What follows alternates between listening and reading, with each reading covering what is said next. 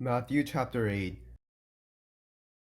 Large crowds followed Jesus as he came down the mountainside. Suddenly, a man with leprosy approached him and knelt before him.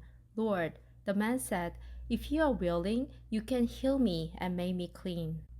Jesus reached out and touched him. I am willing, he said, be healed. And instantly the leprosy disappeared. Then Jesus said to him, don't tell anyone about this. Instead, go to the priest and let him examine you. Take along the offering required in the law of Moses for those who have been healed of leprosy.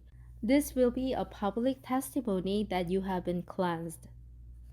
When Jesus returned to Capernaum, a Roman officer came and pleaded with him. Lord, my young servant lies in bed, paralyzed and in terrible pain. Jesus said, I will come and heal him. But the officer said, Lord, I'm not worthy to have you come into my home. Just say the word from where you are, and my servant will be healed. I know this because I am under the authority of my superior officers, and I have authority over my soldiers. I only need to say, go, and they go, or come, and they come. And if I say to my slaves, do this, they do it. When Jesus heard this, he was amazed. Turning to those who were following him, he said, I tell you the truth, I haven't seen faith like this in all Israel. And I tell you this, that many Gentiles will come from all over the world, from east and west, and sit down with Abraham, Isaac, and Jacob at the feast in the kingdom of heaven. But many Israelites, those for whom the kingdom was prepared, will be thrown into outer darkness, where there will be weeping and gnashing of teeth. Then Jesus said to the Roman officer, go back home, because you believed it has happened. And the young servant was healed that same hour. When Jesus arrived at Peter's house, Peter's mother-in-law was sick in bed with a high fever. But when Jesus touched her hand, the fever left her. Then she got up and prepared a meal for him. That evening, many demon-possessed people were brought to Jesus. He cast out the evil spirit with a simple command, and he healed all the sick. This fulfilled the word of the Lord through the prophet Isaiah, who said, He took our sicknesses and removed our diseases. When Jesus saw the crowd around him, he instructed his disciples to cross to the other side of the lake. Then one of the teachers of religious law said to him, Teacher, I will follow you wherever you go. But Jesus replied, Foxes have dens to live in, and birds have nests, but the Son of Man has no place even to lay his head.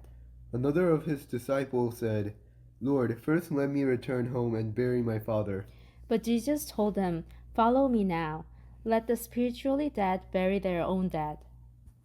Then Jesus got into the boat and started across the lake with his disciples. Suddenly, a fierce storm struck the lake, with waves breaking into the boat. But Jesus was sleeping. The disciples went and woke him up, shouting, Lord, save us, we are going to drown. Jesus responded, Why are you afraid? You have so little faith.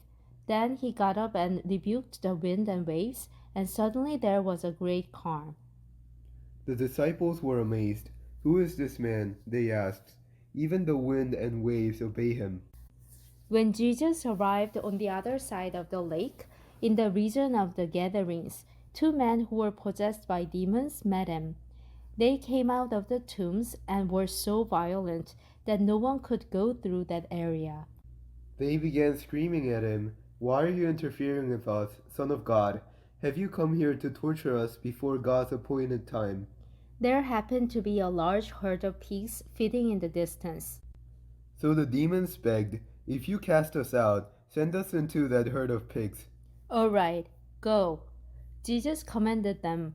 So the demons came out of the man and entered the pigs, and the whole herd plunged down the steep hillside into the lake and drowned in the water.